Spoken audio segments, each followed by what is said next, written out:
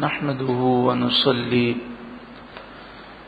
ونسلم على رسوله الكريم أما بعد فأعوذ بالله من الشيطان الرجيم بسم الله الرحمن الرحيم اهدنا الصراط المستقيم صدق الله العلي العظيم وصدق رسوله النبي الكريم إن الله وملائكته يصلون على النبي يا أيها الذين آمنوا صلوا عليه وسلموا تسليما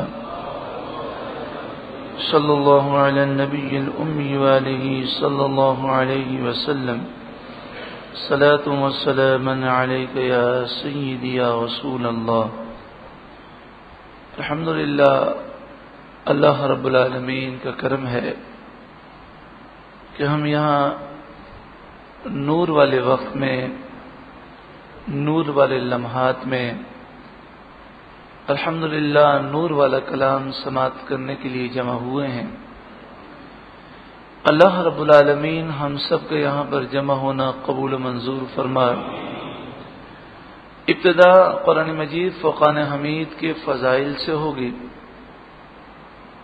سب سے پہلے قرآن پاک کی تعریف، یعنی قرآن کسے کہتے ہیں. تو ارشاد فرمایا القرآن المنزل علی الرسول علیہ السلام. قرآن وہ کلام ہے جو رسول اللہ صلی اللہ علیہ وسلم پر اللہ کی طرف سے نازل ہوا. القرآن المنزل علی الرسول، قرآن وہ کلام ہے جو اللہ کی طرف سے رسول اللہ صلی اللہ علیہ وسلم پر نازل ہوا. المکتوب فی المصاحف، یہ وہ کلام ہے جو لوح محفوظ میں بھی لکھا ہے اور ہمارے پاس بھی وہ کتاب کی شکل میں لکھا ہوا موجود ہے. المنقول عنہ نقلا متواترا بلا شبہۃ، یہ نبی اکرم صلی اللہ علیہ وآلہ وسلم سے ہم تک نقل متواترہ کے ساتھ بغیر کسی شبہ کے منتقل ہوا. یعنی آج پوری دنیا کے جتنے مسلمان ہیں وہ بیک زبان یہ کہتے ہیں کہ یہ قرآن ہے. اس میں کوئی شبہ شک نہیں کہ یہ قرآن ہے. مغرب و مشرق، شمال و جنوب، عرب و عجم، ہر جگہ پر ایک ہی قرآن پڑھا جاتا ہے.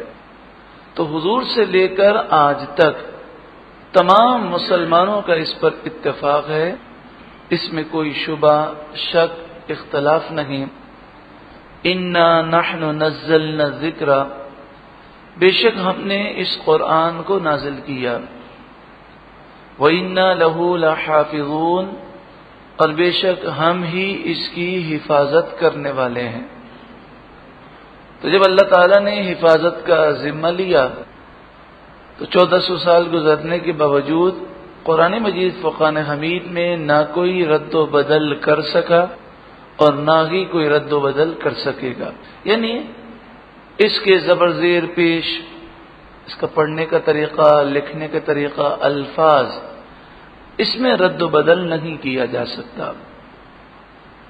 یہ وہ پیاری کتاب ہے جس کے متعلق سورہ نحل آیت نمبر 89 میں ارشاد فرمایا وَنَزَّلْنَا عَلَيْكَ الْكِتَابَ تِبْيَانًا لِكُلِّ شَيْءٍ، اور ہم نے آہستہ آہستہ آپ صلی اللہ علیہ وسلم پر وہ کتاب نازل کی. یعنی تقریباً 23 سال کے عرصے میں وہ کتاب نازل فرمائی تبیانا لکل شیء، جس میں ہر چیز کا روشن بیان موجود ہے. یعنی جب یہ کتاب آپ پر مکمل نازل ہو گئی تو پیارے آقا صلی اللہ علیہ وآلہ وسلم کو اللہ نے اس کتاب کا جو علم عطا فرمایا تو اس میں اولین سے لے کر آخرین تک مکمل علم موجود ہے. تو اس کتاب کو اللہ نے نازل فرمایا اور حضور صلی اللہ علیہ وسلم کو اولین اور آخرین کا علم عطا فرمایا. تو یہ حضور صلی اللہ علیہ وآلہ وسلم کو جو علم عطا کیا گیا اس کتاب کا، حضور کے بعد جن اللہ کے نیک بندوں کو کتاب کا علم جتنا زیادہ ملا، ہی ان کی معلومات میں اضافہ تھا، اتنا ہی وہ اولین اور آخرین کے علم کو جانتے تھے. جیسے قرآن مجید فرقان حمید کا علم رسول اللہ نے صحابہ کرام کو دیا، لیکن حضرت عبداللہ بن عباس رضی اللہ تعالی عنہما جنہوں نے ایک موقع پر رسول اللہ کی تعظیم کی اور ادب کیا، وہ تعظیم اور ادب رسول اللہ کو اتنا پسند آیا، حضرت عبداللہ بن عباس رضی اللہ تعالی عنہما کے لیے دعا کی کہ اے اللہ تو انہیں قرآن کا فہم عطا فرما. تو حضور کی دعا کا صدقہ ہے کہ حضرت عبداللہ بن عباس رضی اللہ تعالی عنہما قرآن پاک کا تمام صحابہ میں سب سے بڑھ کر فہم رکھتے ہیں. اب حضور کی دعا کا صدقہ دیکھیں کہ حضرت عبداللہ بن عباس فرماتے ہیں لو دعا علی اقال بعیر لوجدته فی کتاب اللہ. اللہ نے مجھے اپنی کتاب کا وہ علم عطا فرمایا رسول اللہ کے واسطے سے کہ مجھے اولین اور آخرین کا ایسا علم ملا کہ اگر میرے اونٹ کی رسی بھی کھو جائے تو میں اللہ کی کتاب میں اسے ڈھونڈ سکتا ہوں. جمیع العلم فی القرآن، آپ آگے ارشاد فرماتے ہیں سارا علم قرآن میں موجود ہے، لیکن لوگوں کی عقلیں سمجھنے سے قاصر ہیں، ان میں سمجھنے کی طاقت نہیں ہے. جیسے سمندر میں ہیرے جواہرات ہوتے ہیں، لیکن جو غوطہ نہ لگا سکے اسے کچھ نظر نہیں آتا. قرآن مجید فرقان حمید وہ پیاری کتاب ہے کہ جس کے متعلق خود ارشاد فرمایا سورہ بنی اسرائیل وَنُنَزِّلُ مِنَ الْقُرْآنِ مَا هُوَ شِفَاءٌ وَرَحْمَةٌ لِّلْمُؤْمِنِينَ. اور ہم نے وہ قرآن نازل کیا جو شفا ہے اور مومنوں کے لیے رحمت ہے. قرآن مجید فرقان حمید شفا ہے، ہر طرح کی اس میں شفا ہے، بیماریوں سے شفا بھی ہے، ظاہری جسم کی بھی شفا ہے، باطنی جسم کی بھی شفا ہے، اور گناہوں کے مرض سے بھی یہ پیارا کلام شفا دیتا ہے. اس پیارے کلام میں یہ تاثیر ہے کہ جو دل رکھتا ہے، جو حقیقت میں زندہ دل رکھتا ہے، جو متقی ہے، پرہیزگار ہے، جو اللہ کا خوف رکھتا ہے، وہ جب قرآن سنتا ہے تو ولایت کے اعلیٰ درجے پر پہنچ جاتا ہے، اور قرآن کی برکت سے اس کے علم میں اور اس کے درجات میں، اس کے تقوی میں اضافہ ہوتا رہتا ہے.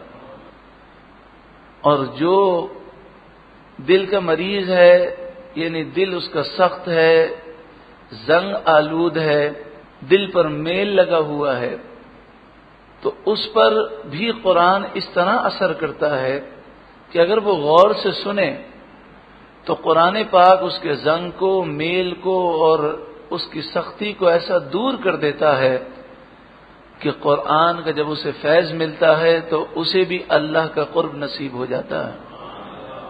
خود قرآن نے ارشاد فرمایا سورہ قاف آیت نمبر 37 ان فی ذلک لذکری لمن کان لہ قلب. بے شک اس قرآن میں ضرور نصیحت ہے اس کے لیے جس کا دل زندہ ہو. یعنی جو اللہ والا ہے وہ بہت بلند درجات پاتا ہے، لیکن جس کا دل زندہ نہ ہو وہ بھی اگر قرآن غور سے سنے تو اسے بھی قرآن زندہ کر دیتا ہے. او القى السمع وهو شہید، یا وہ کہ جو دماغ حاضر رکھ کر توجہ سے قرآن سنے تو یہ قرآن اس کے لیے بھی نصیحت ہے. دیکھیں سورہ احقاف آیت نمبر 29، 26واں پارہ اور چوتھے رکوع میں ارشاد فرمایا وَإِذْ صَرَفْنَا إِلَيْكَ نَفَرًا مِنَ الْجِنِّ، اور یاد کیجئے محبوب صلی اللہ علیہ وسلم جب ہم نے آپ کی طرف جنات کے ایک گروہ کو کیا، وہ جا رہے تھے، فجر کا وقت تھا، میرے آقا صلی اللہ علیہ وسلم فجر کی نماز میں صحابہ کرام کو نماز پڑھا رہے تھے اور قرآن کی تلاوت فرما رہے تھے، تو وہ جنات گزرتے گزرتے رک گئے، یستمعون القرآن، وہ قرآن سننے لگے، فلما حضروہ، پھر جب وہ آپ کے دربار میں آئے اور انہوں نے جب قرآن سنا،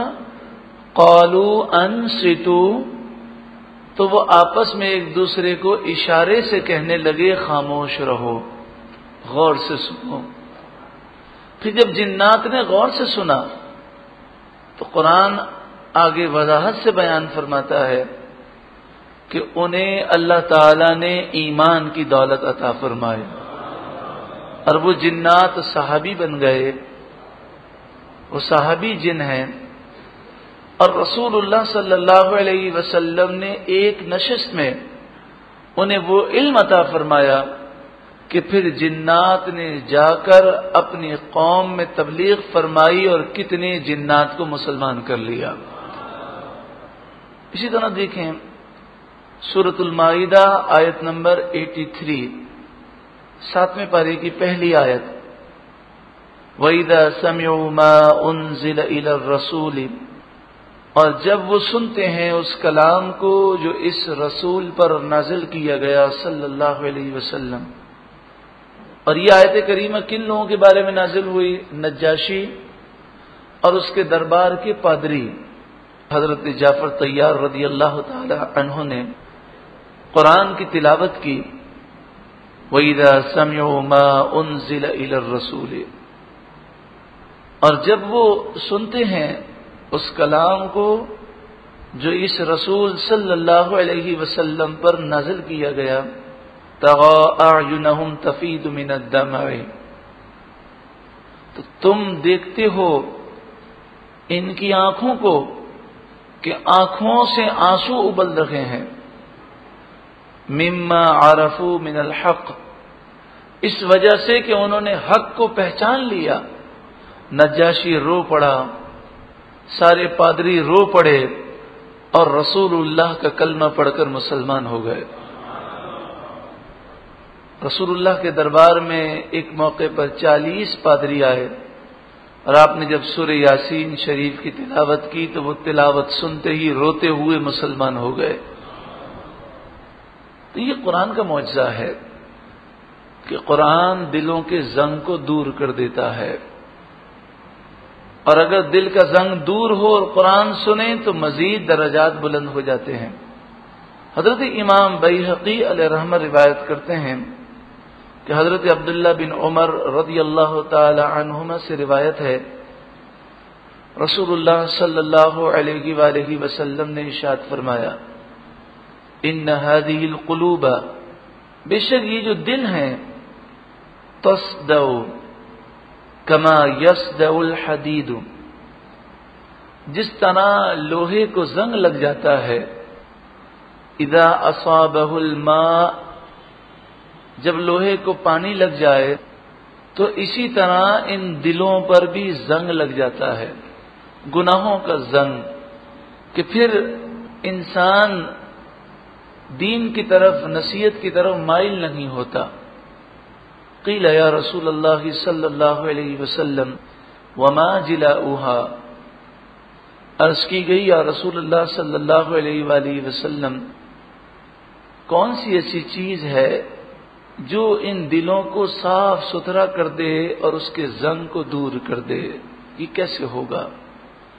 قال، پیارے آقا صلی اللہ علیہ وسلم نے فرمایا، کثرت ذکر الموت و تلاوت القرآن، دو چیزیں ایسی ہیں جو دلوں کو روشن و منور کر دیتی ہیں، چمکا دیتی ہیں، نصیحت و دین کی طرف مائل کر دیتی ہیں، پھر عالم یہ ہوتا ہے کہ انسان بات سنتا ہے، آنکھوں سے آنسو جاری ہو جاتے ہیں، گناہ کے قریب نہیں جا سکتا، کانپ جاتا ہے۔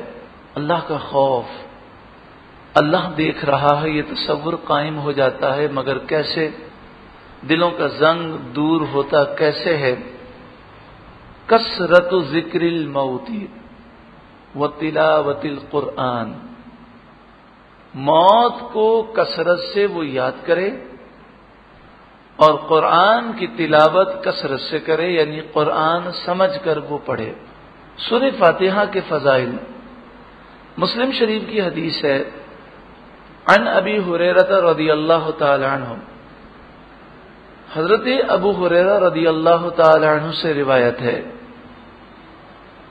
قال رسول اللہ صلی اللہ علیہ وسلم، رسول اللہ صلی اللہ علیہ وآلہ وسلم نے ارشاد فرمایا، من صلی صلاۃ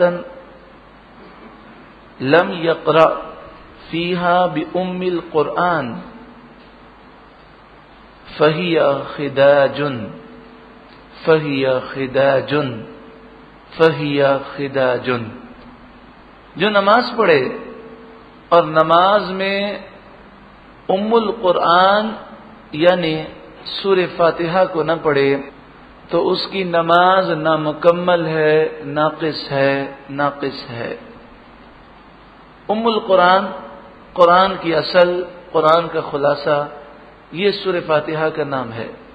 حضرت ابو ہریرہ نے جب یہ حدیث لوگوں کو سنائی تو لوگوں نے کہا، انا نکون وراء الامام، ہم تو کبھی کبھی امام کے پیچھے بھی ہوتے ہیں، یعنی جماعت سے جب نماز پڑھتے ہیں تو اس موقع پر تو رسول اللہ صلی اللہ علیہ وآلہ وسلم نے ہمیں قرآن پڑھنے سے منع کیا، اور خود قرآن پاک نے ہمیں یہ حکم دیا، وَإِذَا قُرِئَ الْقُرْآنُ فَاسْتَمِعُوا لَهُ وَأَنصِتُوا، سورہ آراف آیت نمبر 204۔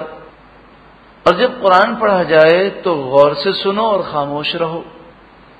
تو امام جب قرات کرتا ہے تو اس وقت بھی خاموش رہنا ضروری ہے، اور جب قرات کی آواز نہ آئے تب بھی خاموشی کے ساتھ قیام کرنا مقتدی کے لیے ضروری ہے۔ اور رسول اللہ صلی اللہ علیہ وآلہ وسلم نے فرمایا، قراءۃ الامام لہ قراءۃ، کہ امام کا پڑھنا مقتدی کے لیے کافی ہے، اور آپ نے سختی سے منع فرمایا کہ امام کے پیچھے قرآن میں سے کچھ بھی نہ پڑھو۔ اور آپ کہتے ہیں کہ سورہ فاتحہ اگر نماز میں نہ پڑھی جائے تو نماز ناقص ہوتی ہے۔ مسلم شریف میں امام مسلم علیہ رحمہ لکھتے ہیں کہ جب انہوں نے کہا انا نکون وراء الامام، بے شک ہم تو امام کے پیچھے ہوتے ہیں، تو آپ نے یہ نہیں فرمایا کہ کوئی بات نہیں، تم قرآن باقی نہ پڑھا کرو لیکن سورہ فاتحہ تو امام کے پیچھے پڑھ لیا کرو، یہ ضروری ہے، یہ آپ نے نہیں فرمایا۔ یعنی حضرت ابو ہریرہ کے جواب سے ان لوگوں کا رد ہو جاتا ہے کہ جو یہ کہتے ہیں کہ امام کے پیچھے سورہ فاتحہ پڑھنا واجب ہے، ضروری ہے، یا وہ کہتے ہیں پڑھی جا سکتی ہے۔ تو حضرت ابو ہریرہ یہ کہتے کہ بھئی یہ تو جو قاعدہ ہے یہ صرف قرآن پڑھنے کا ہے، باقی سورہ فاتحہ آپ امام کے پیچھے پڑھ سکتے ہیں۔ آپ نے کیا فرمایا؟ آپ نے فرمایا اقرا بہا فی نفسک، اس کا لفظی ترجمہ یہ ہوتا ہے کہ تو سورہ فاتحہ کو اپنے جی میں، دل میں پڑھا کر۔ اور پڑھنا جو ہوتا ہے وہ دل میں نہیں ہوتا، پڑھنا زبان سے ہوتا ہے۔ یعنی گویا کہ حضرت ابو ہریرہ کہتے ہیں زبان سے مت پڑھنا سورہ فاتحہ، دل میں سورہ فاتحہ کا تصور لانا۔ اگر امام کی آواز آ رہی ہو تو سورہ فاتحہ کی آواز آ رہی ہے تو اس کے معنی پر غور کر، اور اگر امام سری قرات کر رہا ہے جیسے ظہر کی، عصر کی نماز ہے، اور سورہ فاتحہ کی آواز نہیں آ رہی، تو حضرت ابو ہریرہ یہ نہیں کہہ رہے کہ زبان سے پڑھ، بلکہ فرماتے ہیں دل میں اس کا تصور کر، اس کے معنی کا۔ یعنی اس سے سورہ فاتحہ کی اہمیت کا اندازہ آپ لگا سکتے ہیں۔ اس حدیث سے ان لوگوں کا واضح رد ہو گیا، اور سعودی عرب سے جو قرآن پاک کا ترجمہ و تفسیر لوگوں میں تقسیم کیا جاتا ہے، وہ سورہ فاتحہ کی تفسیر میں یہی لکھتے ہیں کہ امام کے پیچھے سورہ فاتحہ پڑھنا ضروری ہے، حالانکہ حدیث میں واضح طور پہ فرمایا اقرا بہا فی نفسک، زبان سے مت پڑھنا، دل میں اس کا تصور کرنا، اس کے معانی پر غور کرنا۔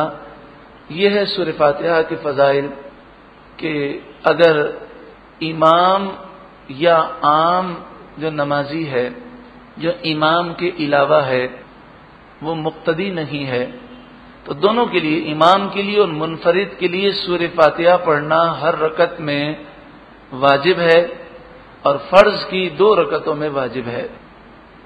اور مقتدی سورہ فاتحہ زبان سے نہیں پڑھے گا، کیونکہ رسول اللہ نے فرمایا امام کا پڑھنا مقتدی کا پڑھنا ہے، لیکن مقتدی کو بھی سورہ فاتحہ کے معانی پر غور و فکر کرنا چاہیے۔ سورہ فاتحہ وہ پیاری سورت ہے کہ فقی ابو اللیث سمرقندی علیہ رحمہ ارشاد فرماتے ہیں کہ رسول اللہ صلی اللہ علیہ وآلہ وسلم نے فرمایا والذی نفسی بیدہ ما انزل فی التوراۃ والانجیل والقرآن مثلھا، اس ذات کی قسم جس کے قبضہ قدرت میں میری جان ہے، توریت، انجیل اور قرآن میں سورہ فاتحہ جیسی کوئی صورت نہیں ہے، کوئی صورت نازل نہیں کی گئی۔ سورہ فاتحہ کے متعلق بڑی ہی پیاری حدیث مسند دارمی میں ہے۔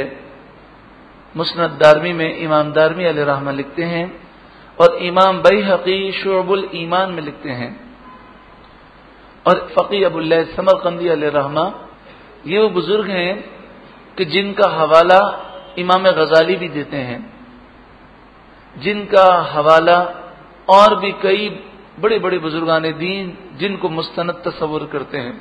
اب یہ الفاظ لکھتے ہیں بسند صحیح، یعنی یہ حدیث کی سند بالکل صحیح ہے۔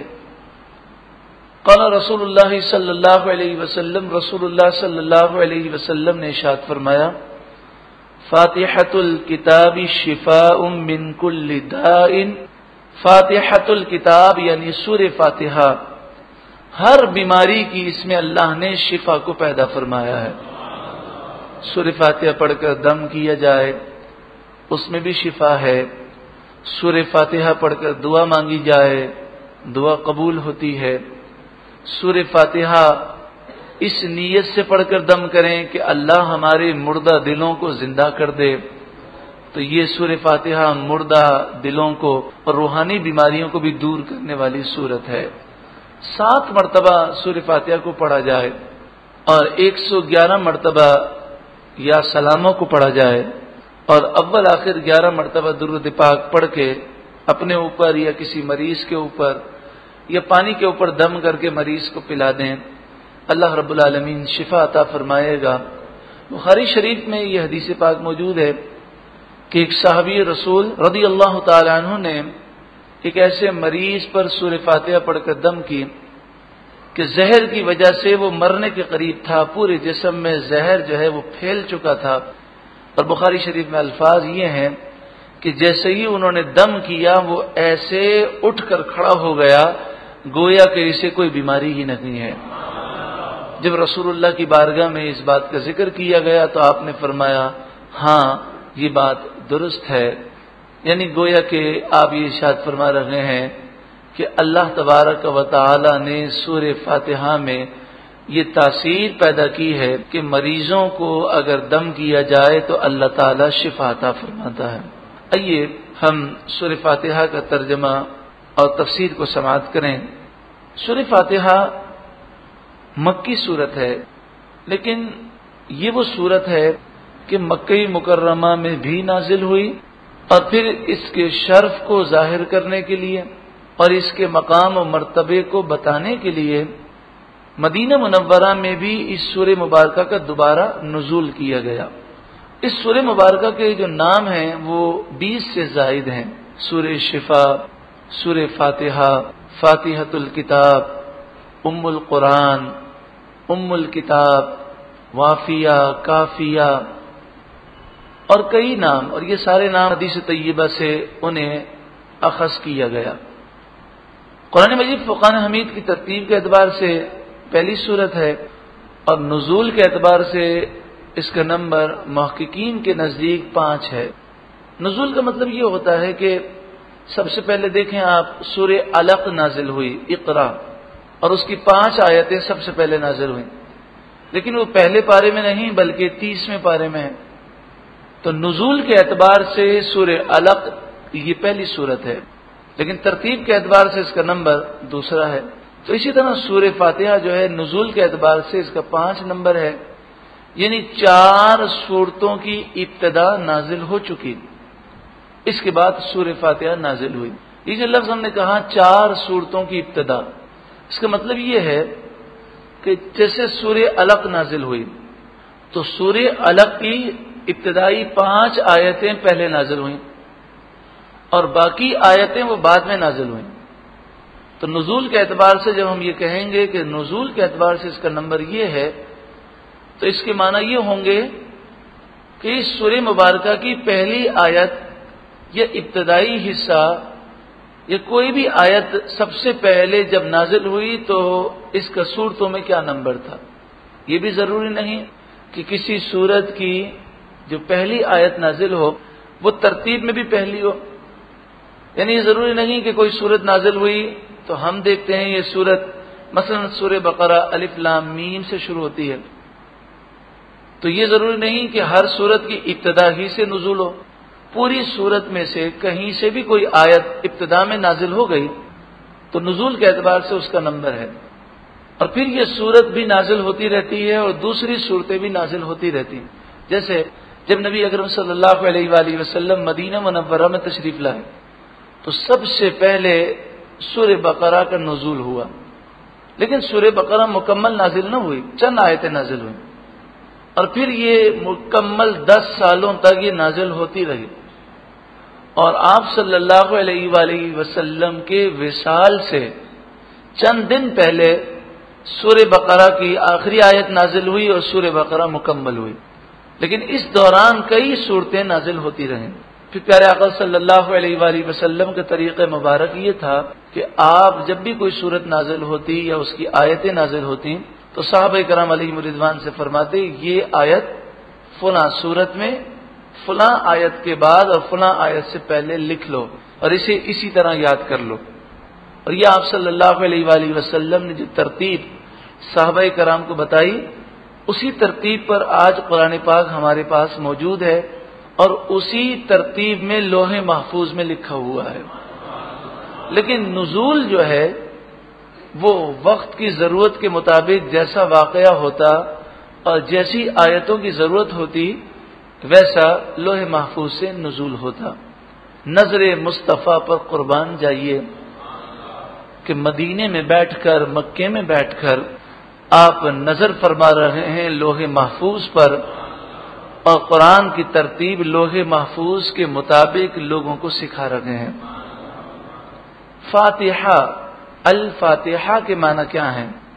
ایک تو فتح، ہماری اردو میں کامیابی کے لیے جب جنگ فتح ہو جائے تو کہتے ہیں فتح ہو گیا، اور عربی میں فتح یہ کھولنے کے معنی میں آتا ہے، جیسے کھڑکی کو کھولنا، دروازے کو کھولنا، تو الفاتحہ کے معنی ہوئے کھولنے والی، ابتدا کرنے والی۔ تو چونکہ قرآن مجید فرقان حمید کی ابتدا سورہ فاتحہ سے ہوتی ہے، قرآن کو ہم کھولیں تو پہلی کون سی سورت ہے؟ سورہ فاتحہ، اس نسبت سے اسے سورہ فاتحہ کہتے ہیں۔ سورت یہ کسے کہتے ہیں؟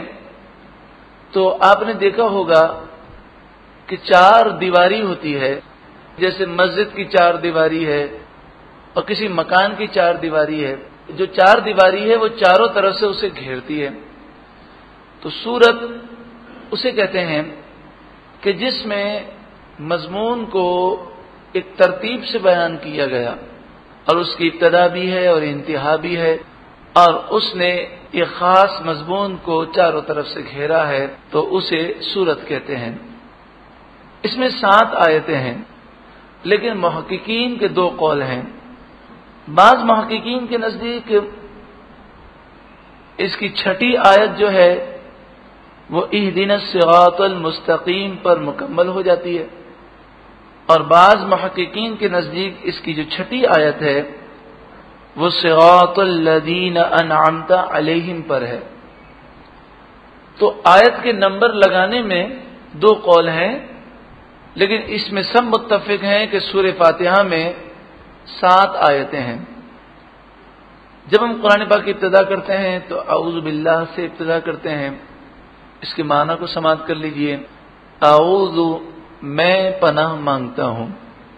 اعوذ میں جو الف ہے میں کا معنی یہ دے رہا ہے، اعوذ میں پناہ مانگتا ہوں. تو آپ نے دعاؤں میں اور بسا اوقات قرآن پاک میں بھی شاید آپ نے دیکھا ہو کہ بسا اوقات جب الف کو نون سے بدل دیا جائے تو وہ ہم کے معنی دیتا ہے. مثلا اعوذ میں پناہ مانگتا ہوں، اگر ہم اس کو نون کے ساتھ پڑھیں نعوذ تو اس کے معنی ہوں گے ہم پناہ مانگتے ہیں. اعوذ ہو تو میں پناہ مانگتا ہوں، اور نعوذ ہو تو ہم پناہ مانگتے ہیں. اعوذ مذکر کے لیے بھی ہے، مؤنث کے لیے بھی ہے. میں پناہ مانگتا ہوں، اور اگر کوئی بہن پڑھے گی تو اس کے معنی ہوں گے میں پناہ مانگتی ہوں.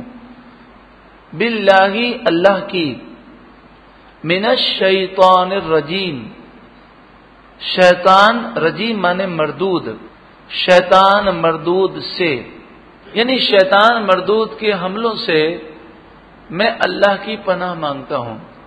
اور پناہ سے کیا مراد ہے؟ مثال کے طور پر کوئی کسی پر پتھر مارنے لگے تو انسان جان بچانے کے لیے کسی پلر کے پیچھے، کسی آڑ کے پیچھے چھپ جاتا ہے، تو وہ اس کی جو پناہ ہوتی ہے وہ اسے حملوں سے بچاتی ہے. تو گویا کہ اعوذ پڑھنے والا اللہ سے مدد مانگ رہا ہے، اور وہ کہتا ہے مالک و مولا، شیطان مردود کے جو شر ہیں، جو حملے ہیں، میں ان حملوں سے تیری پناہ مانگ رہا ہوں. تو مجھے ایسی پناہ عطا فرما کہ مجھے وہ حملوں سے بچا لے. حضرت امام غزالی علیہ رحمہ نے لکھا کہ جو اعوذ باللہ من الشیطان الرجیم دل سے پڑھے تو اللہ تعالیٰ اس کی مدد فرماتا ہے اور اسے شیطان کے وار سے محفوظ فرماتا ہے. اور تفسیر کبیر میں امام فخر الدین رازی علیہ رحمہ نے لکھا کہ حدیث پاک میں ہے کہ جو 10 مرتبہ اعوذ باللہ پڑھ لے پورے دن میں تو اللہ تعالیٰ اسے شیطان کے حملوں سے محفوظ فرماتا ہے. سورہ فاتحہ سے پہلے یہ جب بھی قرآن پڑھیں تو اصل بات یہ ہے کہ جب بھی قرآن پڑھنے لگیں تو اعوذ باللہ من الشیطان الرجیم پڑھنا یہ مستحب ہے. تو اگر ہم قرآن پڑھتے پڑھتے گفتگو کرنے لگیں اور پھر دوبارہ قرآن پڑھیں تو پھر دوبارہ اعوذ باللہ پڑھیں، تاکہ شیطان جو ہے وہ قرآن کی تلاوت کرنے کے دوران ہم پر حملہ نہ کرے. بسم اللہ الرحمن الرحیم، اللہ کے نام سے شروع. اسم مانے نام، الرحمن الرحیم. آپ اگر غور کریں گے تو راحمیم رحم یہ دونوں میں ہے، الرحمن میں بھی ہے، الرحیم میں بھی ہے، راحمیم. تو یہ رحم جو ہے اس کی معنی ہے مہربانی، رحمت. لیکن الرحمن میں چونکہ حروف زیادہ ہیں اور حروف کی زیادتی معنی کی زیادتی پر دلالت کرتا ہے، یعنی یہ بتاتا ہے کہ اس میں معنی میں زیادتی ہے. اس کو آسان الفاظ میں ہم یوں کہیں گے کہ الرحمن کے معنی ہے بہت ہی زیادہ مہربان، اور الرحیم کے معنی ہے بہت مہربان. رحمان اللہ کے علاوہ کسی اور کو کہنا یہ حرام ہے، یہ صرف اللہ ہی کی صفت ہے. الرحمن یعنی سب سے زیادہ مہربان. تو کسی کا نام عبد الرحمن ہو تو اسے رحمان کہنا یہ حرام ہے. رحمان صرف اللہ تعالی ہے. الرحمن بہت ہی زیادہ مہربان، سب سے زیادہ مہربان، الرحیم بہت مہربان۔ جس کام کی ابتدا میں بسم اللہ کو پڑھا جائے اس کام میں برکت ہو جاتی ہے، اور برکت کے معنی یہ ہے کہ وہ کام آسان ہو جاتا ہے۔ اس کام میں اللہ تعالیٰ آفات و بلیات سے اور نقصان سے محفوظ فرماتا ہے۔ چھوٹا کام ہو بڑا کام ہو، ہر جائز کام سے پہلے بسم اللہ پڑھنا یہ سنت مبارکہ ہے۔ دروازہ کھولتے وقت، دروازہ بند کرتے وقت، اسی طرح چراغ جلاتے ہوئے، چراغ بجھاتے ہوئے، پیارے آقا صلی اللہ علیہ وآلہ وسلم بستر بچھاتے ہوئے، بستر اٹھاتے ہوئے، ہر کام سے پہلے بسم اللہ پھر الرحمن الرحیم ضرور پڑھا کرتے۔ آئیے ہم یہ نیت کریں کہ انشاءاللہ تعالی اپنے گھر میں اس رواج کو عام کرنے کی کوشش کریں گے، اس مبارک سنت کو، کہ ہر جائز کام سے پہلے ہم بسم اللہ پڑھیں۔ جیسے گھر میں داخل ہوں تو اگر گھر میں داخل ہوں اور بسم اللہ نہ پڑھیں تو شیطان گھر میں آ جاتا ہے، اور پھر لڑائی جھگڑے نا اتفاقیاں اور بے برکتی ہوتی ہے۔ تو ہم یہ پابندی لگا دیں کہ جو بھی گھر میں آئے بسم اللہ پڑھ کے آئے اور سلام کر کے آئے، انشاءاللہ خیر و برکت و سلامتی کا دور دورہ ہوگا۔ الحمد، ال کے یہاں معنی ہے تمام، حمد، حمد خوبی تعریفیں، للہ، لام زیر لی کے معنی ہے کے لیے، تمام خوبیاں اللہ کے لیے ہیں۔ رب العالمین، رب مانے پالنے والا، العالمین کے معنی تمام جہاں، 18,000 عالم ہیں اس کائنات میں، رب العالمین تمام جہانوں کو اور تمام جہاں والوں کو پالنے والا ہے۔ رب کے معنی کیا ہے؟ رب کے معنی ہے پالنے والا، یعنی حقیقی طور پر پالنے والا، حقیقی طور پر نعمتیں دینے والا، اور جیسی ضرورت جیسا موقع ویسی نعمت دینے والا۔ یعنی بچہ ماں کے پیٹ میں ہے تو اسے وہاں بھی روزی دی جا رہی ہے، دنیا میں آتا ہے ابھی دانت نہیں ہے، وہ کوئی ٹھوس غذا ہضم نہیں کر سکتا، اللہ نے ماں کا دودھ عطا فرمایا، پھر اسے ٹھوس غذا دی گئی، پھر جب کچھ اور بڑا ہوا اس سے اس کا گزارا نہیں ہو سکتا، اللہ نے اسے دانت عطا فرمائے، اب وہ ایسی غذا کھا سکتا ہے جسے وہ چبا کر کھا سکے۔ تو جیسے ضرورت ابتدا سے لے کر کمال تک پہنچانے والا، رب کے معنی ہے ابتدا سے لے کر کمال تک پہنچانے والا۔ بیج ہے، بیج سے پودا نکلتا ہے، کتنا چھوٹا ہے، اتنی ہوائیں چلتی ہیں، اللہ حفاظت فرماتا ہے جس کو وہ رکھنا چاہتا ہے، اور وہ بالکل تناور درخت بن جاتا ہے، اور اس سے پھل، وہ ذائقے سب کچھ پیدا ہوتے ہیں۔ تو ابتدا سے لے کر کمال تک پہنچانے والا اور ہر لمحے نعمتیں دینے والا، 70 ماؤں سے بڑھ کر بلکہ ساری کائنات سے بڑھ کر اپنے بندوں سے پیار کرنے والا۔ الحمدللہ رب العالمین، تمام خوبیاں، تمام تعریفیں، تمام حمد اللہ کے لیے ہیں جو سارے جہان والوں کا پالنے والا ہے۔ الرحمن، بہت ہی زیادہ مہربان، الرحیم، بہت مہربان، بہت رحم کرنے والا۔ دنیا میں مسلمانوں، کافروں سب کو نعمتیں دیتا ہے، اور آخرت میں اس کی نعمتیں خاص ہیں صرف مسلمانوں کے لیے، اور کافر ہمیشہ ہمیشہ جہنم میں جلتے رہیں گے۔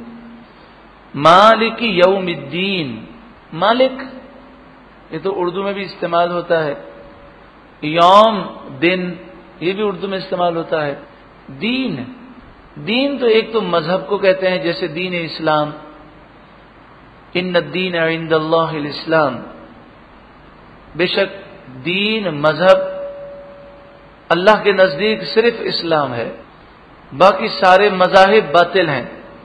اور دین کا ایک معنی فیصلہ بھی ہوتا ہے، تو یہاں پر فیصلہ ہے قیامت کا دن۔ پتہ چلا کہ ایک لفظ کے کئی معنی ہوتے ہیں، ہر جگہ ایک ہی معنی نہیں چلانا چاہیے۔ عبارت کے اعتبار سے اور تفسیر کے اعتبار سے اس کا ترجمہ ہوتا ہے مالک یوم الدین، فیصلے کے دن کا مالک، یعنی قیامت کے دن کا مالک۔ الرحمن الرحیم کے بعد قیامت کے دن کا ذکر ہے، ذرا ترتیب سے دیکھیں تو پہلے فرمایا تمام خوبیاں اللہ کے لیے ہیں، پھر اللہ کی صفات کا بیان ہے کہ وہ سارے جہاں والوں کا پالنے والا ہے۔ جس طرح پالنے کے لیے شفقت ضروری ہے، مہربانی ضروری ہے، جیسے ماں باپ اپنے بچوں کو پالتے ہیں اللہ کی عطا سے، تو اللہ نے ان کے دلوں میں ہمدردی پیدا کی، محبت پیدا کی۔ اگر یہ چیزیں نہ ہوتی تو وہ نہ پال سکتے۔ یہاں تک کہ درندے، ان کے دلوں میں بھی اللہ نے ان کے بچوں کے لیے محبتیں پیدا کی۔ تو پالنے کے لیے رحمت، ہمدردی، شفقت، یہ چیزیں ضروری ہیں۔ تو فرمایا سارے جہاں والوں کا پالنے والا اللہ ہے، سب سے بڑھ کر مہربان ہے، سب سے بڑھ کر رحم کرنے والا ہے، رحمت دینے والا ہے۔ جب رحمت کا ذکر ہوا تو کوئی اس کا یہ مطلب بھی نہ لے کہ پھر جو چاہیں دنیا کے اندر کریں، تو فرمایا مالک یوم الدین، قیامت کے دن کا وہ مالک ہے۔ تم دنیا میں آئے ہو، تمہیں زندگی اللہ کی مشیت کے مطابق، اللہ کی مرضی کے مطابق، اللہ جو چاہتا ہے اس کے مطابق گزارنی ضروری ہے، ورنہ کل بروز قیامت وہ تمہارا حساب لے گا۔ ایاک نعبد و ایاک نستعین۔ اب قیامت کے دن کامیابی کے لیے کیا چیزیں ضروری ہیں؟ تو قیامت میں نہ کرنسی کام آئے گی، نہ بنگلے، نہ کاریں۔ قیامت میں تو نیک اعمال کام آئیں گے۔ تو ایاک نعبد میں عبادت کا ذکر ہے، اور وہ ایاک نستعین میں مدد کا ذکر ہے۔ یعنی عبادت یہ ضروری ہے، اللہ کی فرما برداری، لیکن اے مالک ہم تیری توفیق کے بغیر عبادت نہیں کر سکتے، یہ عبادت کرنے میں تو ہماری مدد فرما۔ ایاکا، ایا خاص، کا تیری، خاص تیری، نعبد اس کا لفظی ترجمہ ہے ہم عبادت کرتے ہیں۔ سورہ کافرون میں اعبدو بھی آیا اور کئی مقام پر۔ آپ کو ابھی اعوذ باللہ میں ہم نے عرض کیا تھا کہ جب نون کی جگہ الف لگا دیا جائے تو کئی ایسے عربی کے صیغے ہیں کہ جہاں پر معنی جو ہے فوراً چینج ہو جاتا ہے۔ نعبدو کے معنی ہے ہم عبادت کرتے ہیں۔